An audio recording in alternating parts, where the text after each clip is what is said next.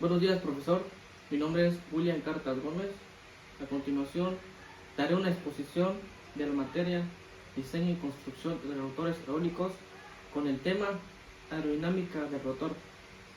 Carrera Ingeniería en Energías Renovables. Profesor MC G.U. Juárez Reyes.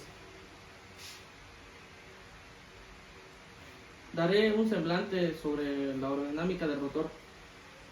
Como bien sabemos, el diseño aerodinámico de un rotor busca tener adaptación al diseño completo de la máquina para lograr un mejor comportamiento. Estos diseños están definidos para diferentes clases de viento según lo indiquen las normas. Pasándonos al subtema 1, que lleva por título Características de potencias del rotor. Se dice que cuando el viento índice sobre el rotor tiene una energía cinética que la turbina eólica no aprovecha en su totalidad, ya que por parte del viento conserva una cierta velocidad aguas abajo del rotor, es decir, no cede de la energía cinética y por otra de la energía del viento del rotor.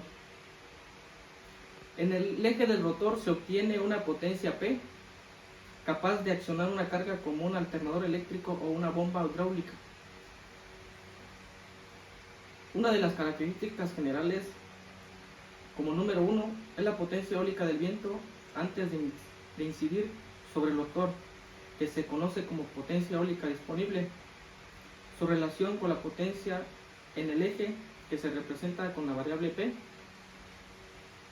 Y la segunda característica sería la densidad de potencia o potencia específica, que se define como la potencia obtenida por unidad de área del barrido por el rotor y viene dada por P sobre A, que es igual a Cp, entre paréntesis Pd sobre A igual a un medio de Cp de Pb al cubo, donde P es la potencia en el eje del rotor del generador, A el área del barrido por el rotor del generador, P es la densidad del aire en las condiciones de presión y temperatura del viento, B es la velocidad del viento medida a la altura del buje, y Cp, como bien lo conocemos, el coeficiente de potencia o rendimiento de conversión.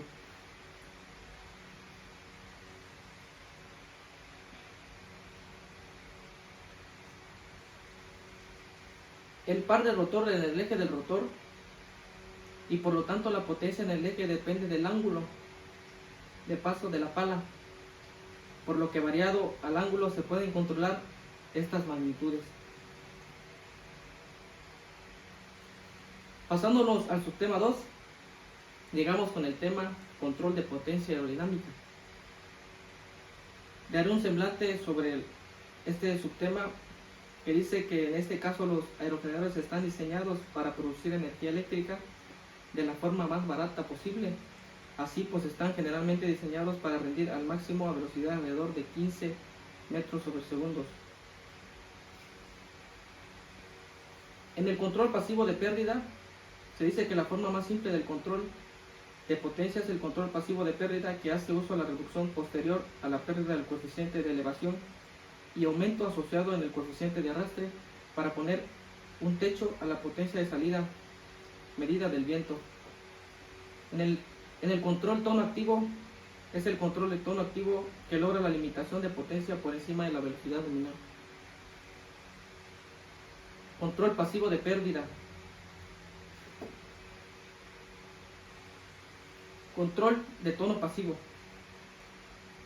Una alternativa atractiva en el control activo del paso de las palas para limitar la potencia es diseñar la cuchilla y su montaje de cubo. Control activo de pérdida. El control de pérdida activo logra la limitación de potencia por encima de la velocidad del viento nominal. Pasándonos al subtema 3, nos encontramos con el control de yaw para el rotor. En este caso se dice que el rotor debe capturar completamente la potencia del viento y debe estar orientado correctamente con respecto a la dirección del viento. 1. La guiñada por medios de aerodinámicos. El 2. Guiñada activa con la ayuda. El 3. Con la guiñada libre del rotor. Mecanismo de rotación yaw control. El mecanismo de orientación de un generador se utiliza para girar el rotor de la turbina en contra del viento. Modo de evitar el error de orientación.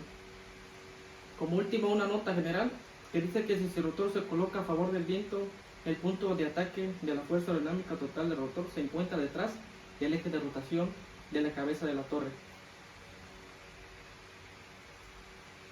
Como conclusión, podemos decir que se obtuvieron aprendizajes a fondo sobre el tema de la aerodinámica del rotor, en donde se obtuvo el desarrollo del mismo con sus características generales.